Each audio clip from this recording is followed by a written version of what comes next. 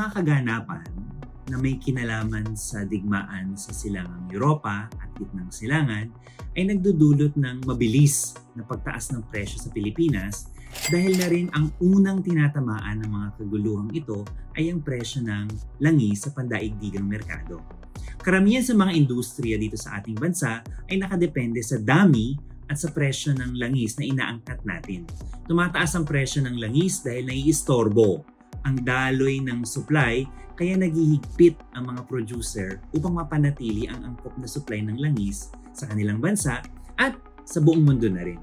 Pangalawa, kapag may pagbagal ang pandaigdigang ekonomiya, ay maaring bumagal din ang takbo ng ating ekonomiya dahil ang kalakalan ng Pilipinas ay nakadepende sa sigla ng ekonomiya ng kanyang mga partner economies o mga kaagapay na ekonomiya.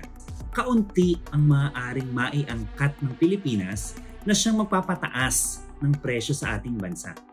Hihina din ang ating kakayahang magluwas ng produkto sa kanila dahil nga humina ang takbo ng kanilang ekonomiya, hindi na ganong kataas ang kanilang demand at ang pagbagal ng ating pagluluwas ng produkto sa ibang bansa ay siya namang magpapabagal sa ating ekonomiya. Para sa dagdag kaalaman, huwag kalimutang bisitahin ang website ng PIDS, Facebook page, X, YouTube at LinkedIn.